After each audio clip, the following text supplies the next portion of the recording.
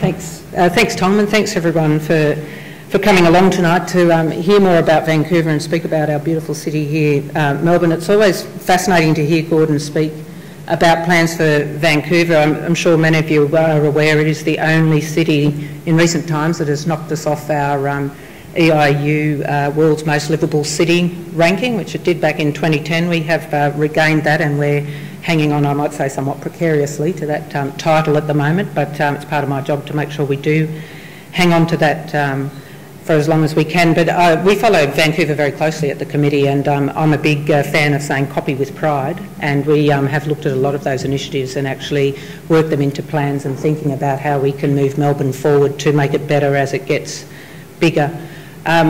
I am going to talk about Melbourne. That's my job and that's what I'm here for. Just briefly, those who don't know, I'm not the CEO of the Melbourne City Council, as many people confuse me when I say I'm the CEO of the Committee for Melbourne. The Committee for Melbourne is a member-based organisation. We're entirely funded by member funds, so we take no government money whatsoever from either party, and it allows us to remain entirely independent and apolitical, which is very important because we have our eye on a long-term horizon, and by that I mean 50 to 70 years, not 5 to 7 years like most government plans. We also are free of any specific sectoral influence, so we don't represent one sector like the Property Council, for example. We have all sorts of members from BHP and Shell and Lend-Lease right down to our small not-for-profit organisations like the Melbourne Theatre Company and St Michael's Church. So we are a very broad church, and I represent the collective thinking of my 120 or so members here. Where are we at in Melbourne? We are currently the fastest growing city in Australia. The Melbourne Plan, or Plan Melbourne draft that came out not many months ago, capped our population growth at I think it was around 6.5, Ros, was it? A little bit less? A few months later it's come out, we're now at 7.7 million people expected to live here by 2051. This is absolutely decades earlier than we predicted. One of our problems we have at the moment, and Gordon referred to this, is great cities do not develop by chance. You can't sit here and say, what's going to happen? Oh, that turned out well. Oh, that one didn't go so well. We have to have a plan. We have to have a coordinated plan, and we have to have a long-term plan. And I will contend now that I don't believe this is something that can be done by government. And I don't say that because I'm anti-government. I think politicians have the most difficult job in the world.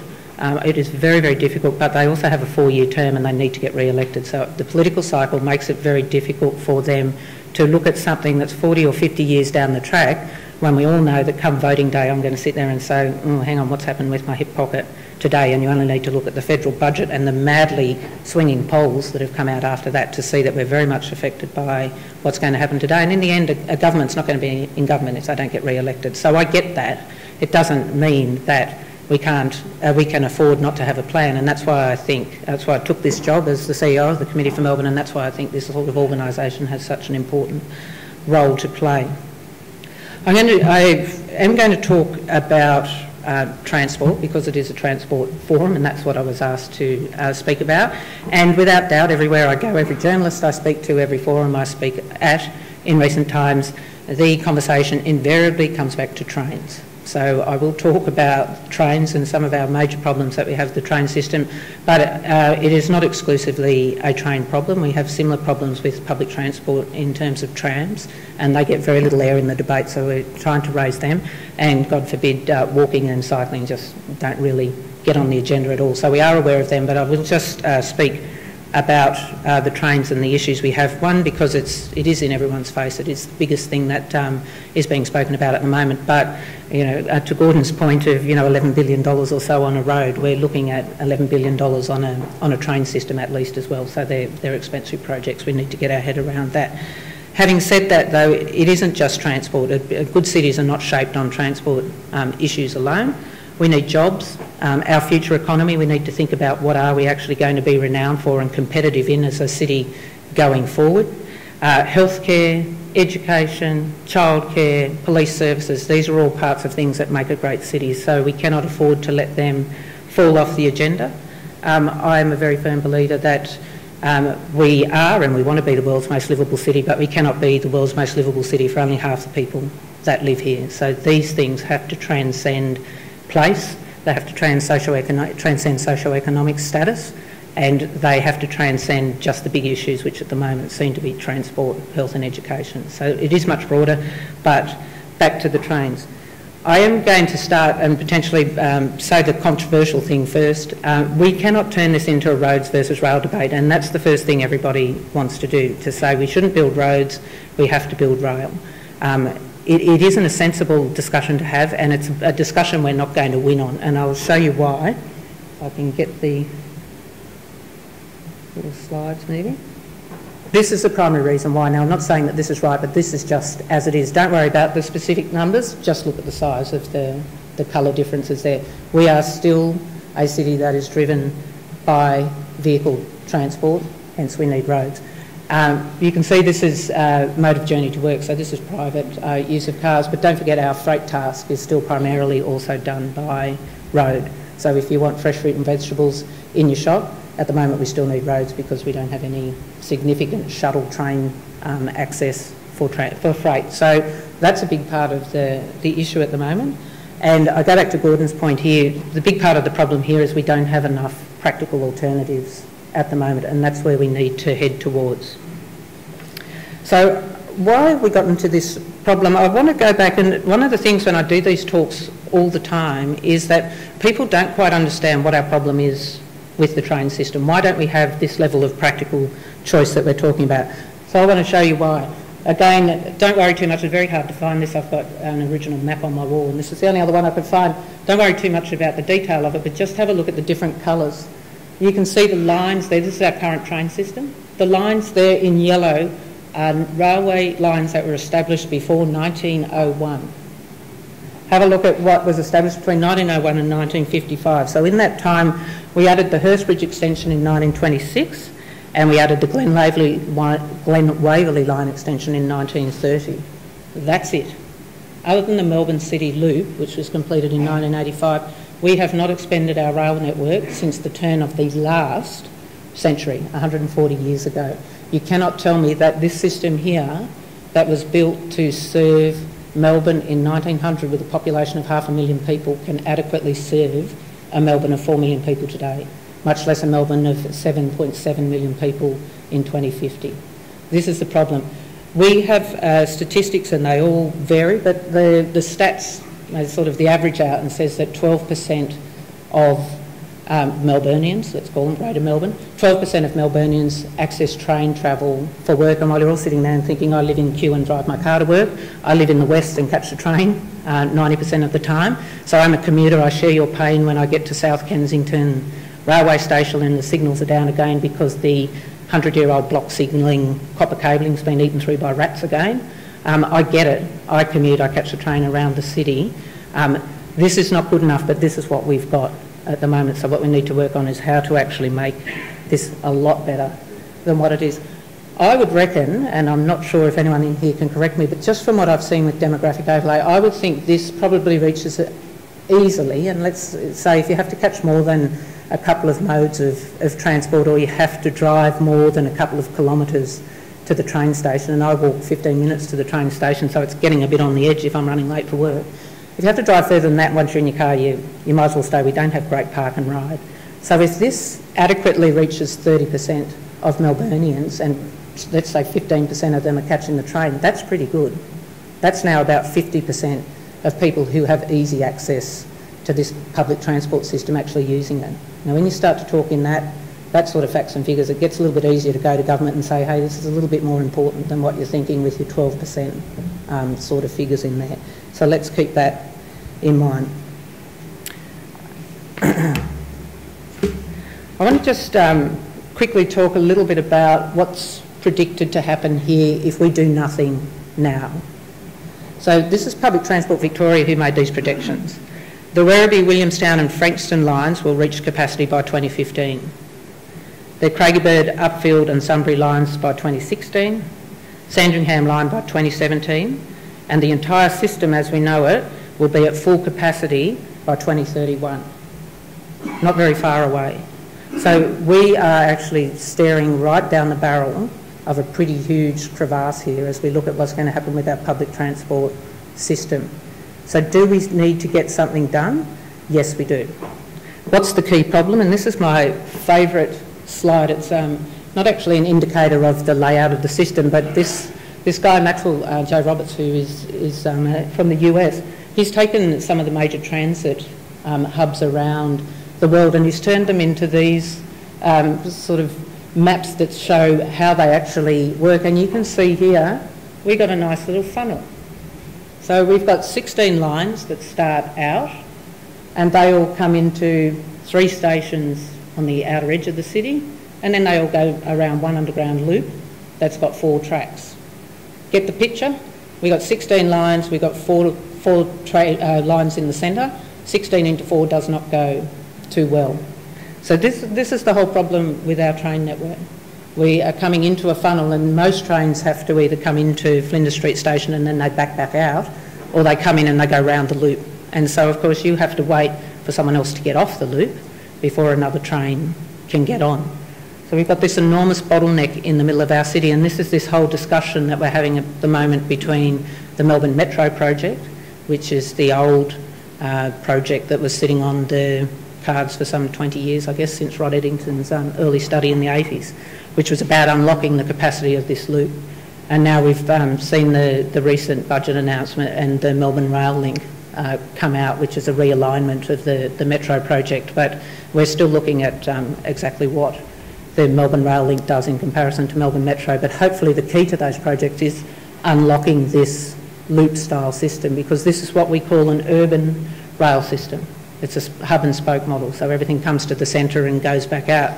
It used to work back in the 1900s, and in fact, ironically, the loop, which was built to actually relieve congestion at Flinders Street Station, has now become our biggest bottleneck here. So it's actually become the biggest lump in the whole system, and it was actually designed to relieve this congestion. What we need to head to from our urban rail network is this, what we call a metropolitan rail network. So this is the tube system here, and again it's obviously a lot more lines, a lot more people there, so they need a bit more capacity. But you can see here lines run end to end, so they don't come in and have to share lines. Each line has its own track and it goes from one end right through to the other. Now what happens in this system is trains can go through and through, and if anyone was at Flagstaff Station recently when a train got stuck at the platform, or if anyone goes out via Richmond and was affected by the small fire that was burning along the edge of the railway track, one incident here can block up our whole system, because trains share tracks. And as you come into our system and you've got 6 lines that converge at North Melbourne, they all have to slot in. Trains have to slot in one behind the other to make way. That means we need extensive timetabling. That means if you've got an express train, it needs a lot more headway than a train that's stopping all stations. So there's huge timetabling issues, there's huge slotting in issues. If one train's late, you can imagine how it backs up the trains, not only on its line, but on other lines. So we've got a very mixed up system here, and the concept of metronisation, the concept of unlocking this loop, is that it allows us to run these end-to-end lines here, and each line stands alone. Then if your line has a problem, it doesn't necessarily affect the rest of the network. That's what's happening here with this discussion around Melbourne Rail Link and the Melbourne Metro. It's not a CBD focused thing, and I try to explain this to the people at Dandenong. This is not about the CBD getting the goods. This is not about giving all the money to the CBD because it's bigger or it's got more agglomeration benefit. It's because we have to unlock this capacity problem first before we can start adding things. You can imagine if we just add 4 more lines to this in the external areas, you're still all trying to get into the loop in the end. So that's why it's a big issue that we have to actually get this central loop unlocked here. So why haven't we done it?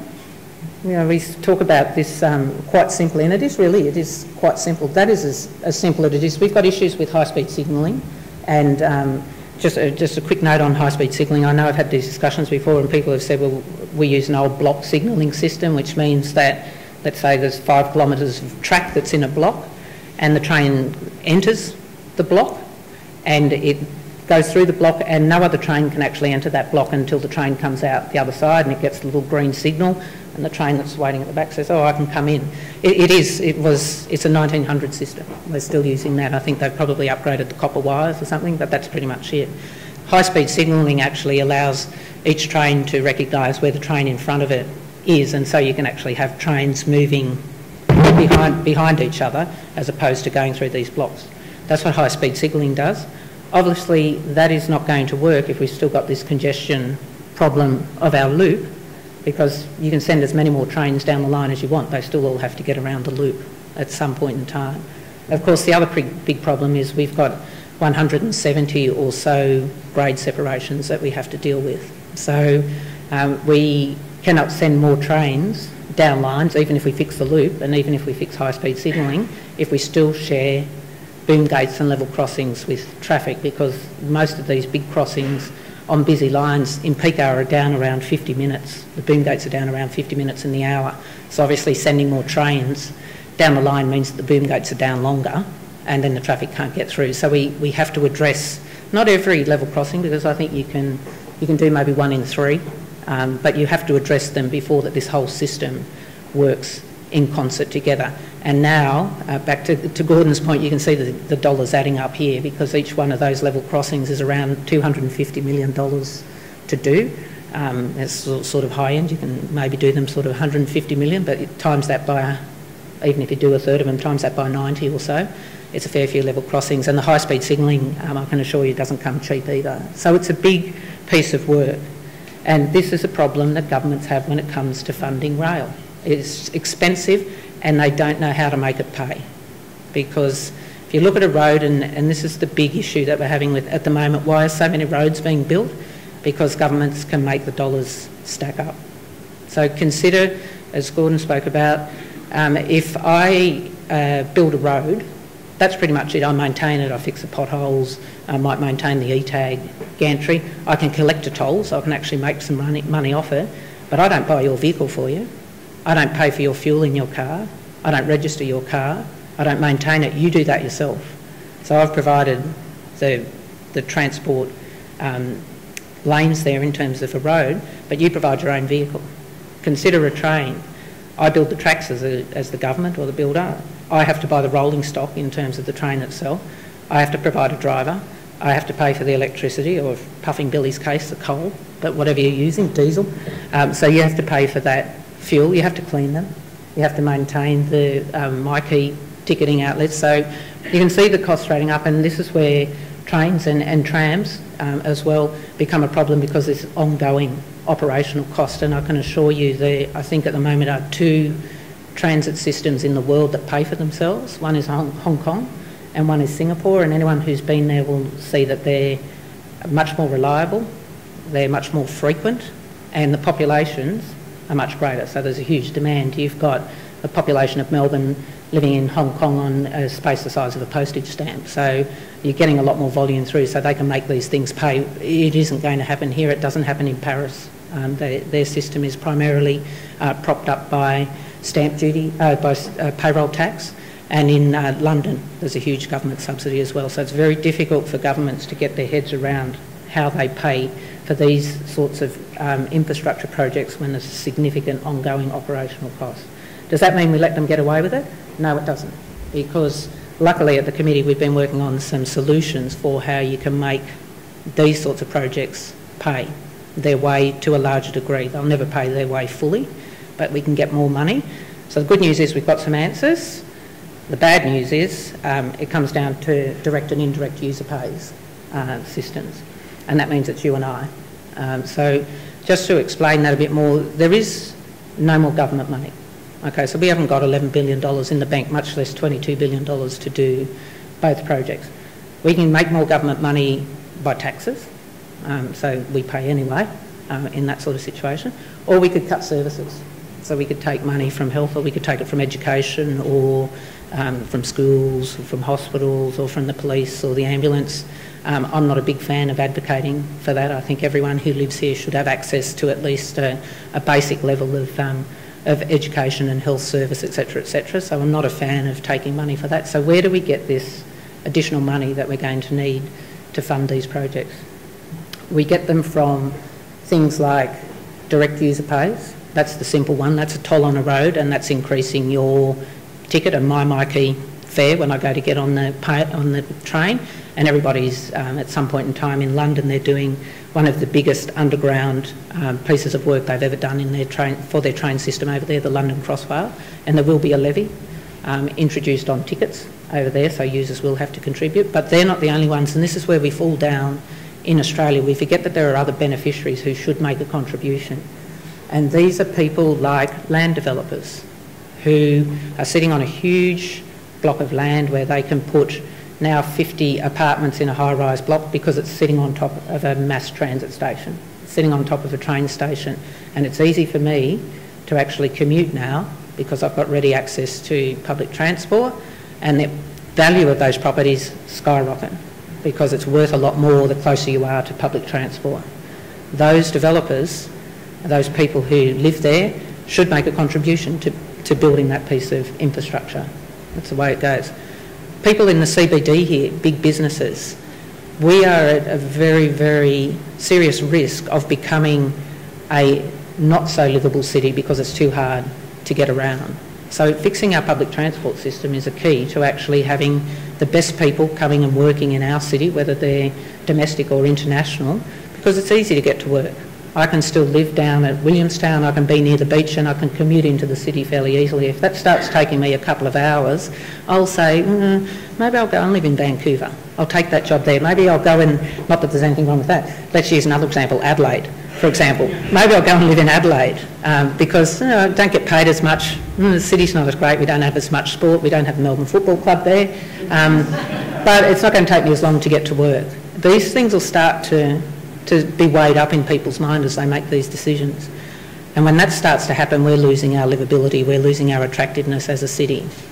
And we need to protect that fiercely. So cities, big companies who work here, a KPMG or a Deloitte who employ 600 or 700 employees, they should make a contribution because it's important for their business that they actually are able to attract the best staff. And they get that. These businesses actually understand that they should make a contribution as well. Anyone go to Sydney regularly, catch the train there? You go to the Woolworths that's right outside Town Hall Station there. And I just go in there every time I go there. It's so much fun to stand there and just watch people going straight through to the train station with 2 or 3 bags of groceries. That person will be in there every day. I lived in New York, that's New York shopping. You don't shop for a week, you shop for a couple of hours. That has to be the Woolworths that generates more dollars than any other Woolworths in Australia because it's sitting on top of their major train station. They should be paying for the privilege of being located right there. They should make a contribution. So if we get a little bit smarter with the ways that we can actually value capture money, and if we actually relax our thinking about this should all be government's job, it has to be part of our job too, then we can get somewhere. I'll let you in on a secret. The Melbourne Underground Rail Loop, or the Loop as we know it, was partly funded by a business rate supplement that was introduced around the CBD. So businesses made a contribution via a levy to actually help pay for that development there. In London, the London Crossrail the funding comes from businesses there who agreed, who actually voted themselves to say, yes, we will pay a levy to help fund this development. They realise it's that important. So it isn't impossible to get it across the line, but we have to have that conversation. And we did a piece of work at the Committee for Melbourne around this funding and financing and value capture, and I took it to both sides of government. And I said, we're putting this out, heads up, here it comes. And they said, you can't do that. We don't talk about those issues. We don't talk about direct and indirect user pay. And I said, that's okay, I don't work for you. What I do is work for the betterment of this city, and that means that we need to have this discussion because you as the people who live here need to be able to make a decision to say, I'm not paying anymore, that's fine, I'm not telling you have to pay, but then you need to stop saying we need more infrastructure built because there is no more money. But if you say I want more infrastructure, then you need to help us actually come up with a solution for how we're going to pay. By the way, government, you need to come to the table with hypothecation because I'm not paying for something that might be built in 20 years' time in Upper Parinka West. If I'm paying, I want to see it go. I want to see where my dollar's going. It doesn't necessarily mean it has to go in my backyard because it may go to a disadvantaged area that doesn't get value capture. out there. I'm happy with that, but I want to see where that's money is going, not into general revenue. So this is where government needs to come to the party. But I think it is doable. I think there is a way forward. And I do, before I finish up, I want to talk about something that the Treasurer Michael O'Brien raised this with me the other day when we were at lunch, and he said, I'm disagreeing with a couple of things you say. And I said, that's great, that's what I'm here for, stimulate the conversation. Which particular items are you disagreeing with? And one was the AAA rating. We say we actually need to look at borrowing more money potentially to invest in more build, because remember at this point in time construction is waning in the mining industry, so we're looking at a significant drop-off in construction jobs as mining moves from construction into extraction and export. So there's a lot less jobs there. Where are those people going to work? One of the few economic levers we've got to pull in the short term is this construction stimulation. So it's much more important to us than just saying, I don't want that road to be built. We need to stimulate some jobs in this economy. But the other thing he disagreed with was independent of prioritisation, and I said, you'll never get me over the line on that one, because I think we need to go to a process of having big picture, city-shaping, long-term projects prioritised independently of the political cycle.